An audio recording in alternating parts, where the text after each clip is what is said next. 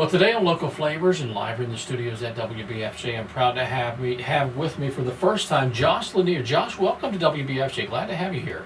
Thank you. So, how long did it take you to record this? Probably, I'd say once I started one song just to kind of get it started, but it probably took me about maybe 6 or 7 months. Oh, really? Yeah. Did you have all the songs written ahead of time? Was it something that just was a timepiece where you couldn't get up there or something, or what was the reason it took you so long? Well, it started off where I had songs that I wanted to record. I recorded the first two, and as I finished the first two, I began writing other songs, and I decided that I wanted to use those instead of the ones that I had planned on using. So it's like, I felt God had maybe placed these other songs on me to use, and so I used those instead of the other ones. And I might use the other ones later, but You got 5 songs on here. You pretty much wrote them all. Did you arrange them as well? yes, sir. Wow, good job. And I recorded everything on there except for 2 things. On track 3, Kissing, I had Aaron Bowman from The Advice. He did the organ tracks. And then I had Everett Harden. He does some cello work for John Mark McMillan. He did the cello on track 4, 10 years from now, but everything else I did. Really? Okay. I like all the little background stuff you did throughout some of these songs, the little background vocal stuff that's in there. Yeah. Did you do all those? Yes, sir, I did. Wow, that's pretty neat. Those are very good. I've got a couple of favorites on here that I really liked. I listened to the CD several times.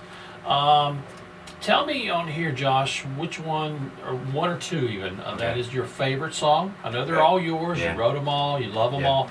Which one's maybe a favorite of yours? And kind of tell me why it's your favorite and kind of the story behind the song. Yeah. 10 years from now is very deep. It comes from a person that I met, and they were just going through some hardship. And, I wrote it from the process of them being where they were and being encouraged, knowing that later on in their life things will be better than what they were then at that current moment, and that their loved ones would realize that later when they were able to understand. My heart is actually written off of me. I myself went through some pretty major stuff a little over a year ago. I really won't go into detail. It's a long story, but it's the process of me realizing that I took my heart out of place. We're always supposed to give our hearts to Christ, and I put it in something else. And you love where your heart is. The things you put your heart in is what you love and you pursue and you focus. And I put that somewhere else, and my life began to fall apart. And it took me a while to realize that from what I was going through. And that is the process of God making me realize that, hey, you've made this an idol, and you put your heart in it, and this is why you're having so much trouble and you can't function, because your heart is not where it's supposed to be. And so it's called My Heart because I realized that, and God showed me that, and it's about putting it back and getting your life back into perspective. And I put my heart back where it's supposed to be, in God's hands, and so that is where that's come from. So it's kind of like a testimony of where I've been over the past year. What about the song Beautiful Day? That's one of my, you named one of my other favorites, which is the title track. But tell me about Beautiful Day. I like that song. It's just a nice song I wrote. It's everybody, everybody has moments where, whether you're married, dating somebody, you like the way you feel, those happy feelings. And, it's just, this is just about the joy of that, that, God allows us to experience these things.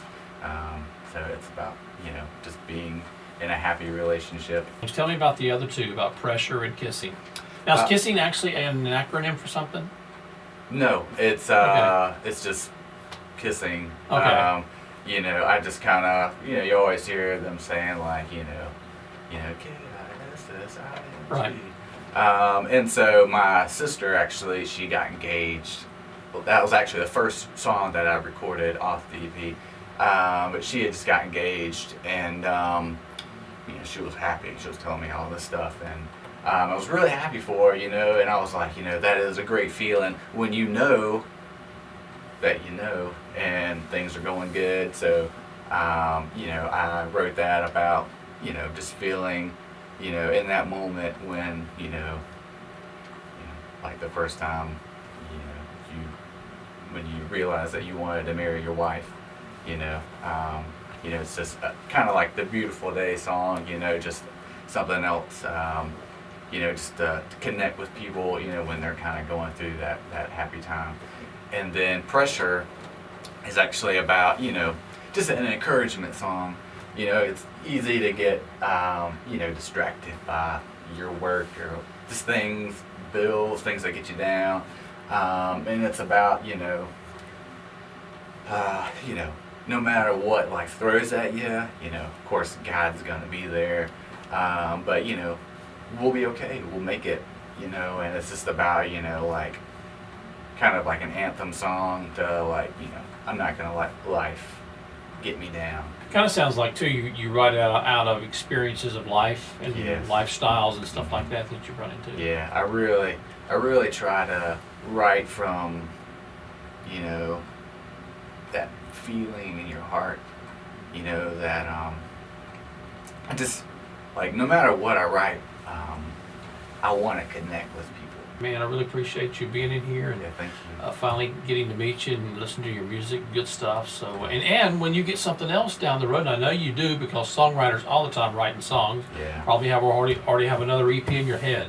But when you do, look me up, man. Hit me up, and we'll do this Absolutely. again and everything. But Josh, I really appreciate you being here, man. Yeah, Thanks a thank lot. you.